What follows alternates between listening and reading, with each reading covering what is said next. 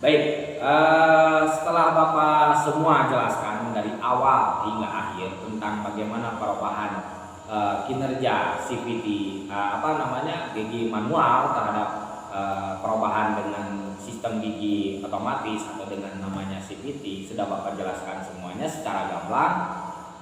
Untuk detailnya nanti Bapak akan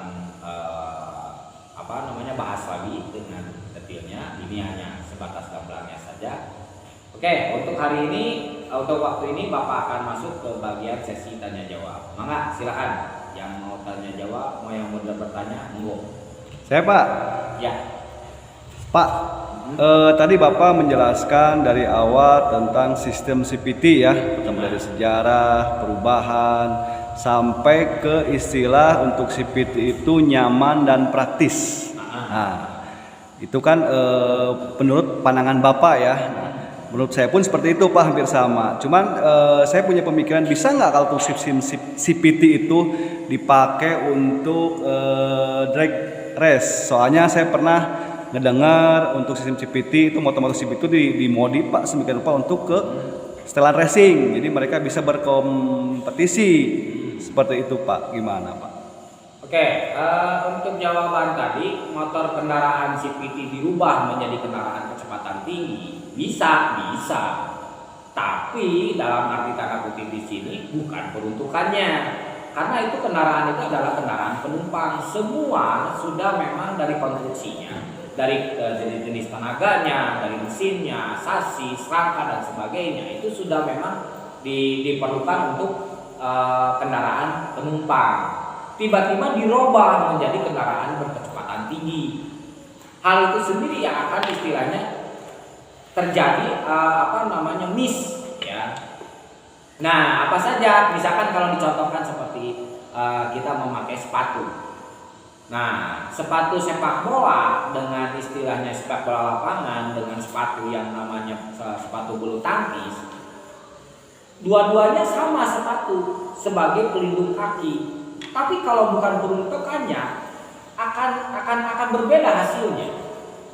Nah, artinya misalkan sepatunya kita menggunakan sepatu bola yang ada lubang-lubangnya di situ untuk menancapkan di bagian lapangan, dipakai untuk bulu tangkis. Alhasil seperti apa? Pemain bulu tangkis akan kelabakan mengenai masalah loncatnya atau backhandnya akan kelabakan. Begitupun sebaliknya, sepatu yang dipakai di bulu tangkis dipakai misalkan di sepak bola, akan terjadi apa? Licin itulah misalkan atau terpleset, kakinya patah atau ankle-nya patah. Nah, itu yang terjadi. Nah, begitupun dengan kendaraan tadi. Sama-sama kendaraan, yang satu istilahnya memang kondisinya pure dengan kendaraan kendaraan penumpang, tiba-tiba dirubah dengan kendaraan kecepatan tinggi. Hal itu akan terjadi kecelakaan. Itulah masalahnya. Kayak begitu. Jangan sampai asal jebret mengganti hal sesuatu, yang penting kecepatannya tinggi, tidak diperhitungkan segala aspek. Padahal kendaraan penumpang itu semua sudah diperhitungkan sedetil mungkin untuk bagian keamanan, kenyamanan dan kelengkapannya sudah diperhitungkan. Nah, tiba-tiba kita main jebret aja seperti itu. Nah, itulah hasilnya. Jadi tidak sesuai dengan fungsinya gitu Pak ya. Nah, itu dia. Bukan hanya fungsinya, itu sudah di luar konteks. Kayak begitu. Oke. Masih kurang ngerti atau bagaimana? Oke Pak. Oke. Ada lagi pertanyaan yang lain? Ya Pak. Ya. Tadi kan Bapak menjelaskan tentang keunggulan CPT. Ada nggak kekurangan CPT tersebut? Ada. Oh iya, Bapak lupa ya menjelaskan tentang mengenai masalah kekurangannya ya. Oke. Memang kekurangan dari CPT itu sendiri kinerjanya yaitu ketika misalkan pergantian fan belt. Memang agak rumit, harus buka baut-baut bloknya, harus segala macam itu dilepas baru bisa diganti. Nah, adapun jenis barangnya itu sendiri harganya jauh lebih mahal. Memang dalam masalah pergantian atau perawatan CPT itu sendiri mengocek keuangan jauh lebih besar dibanding dengan sistem rantai. Nah, tapi perbedaannya tadi di rantai itu sendiri perawatannya jauh lebih banyak.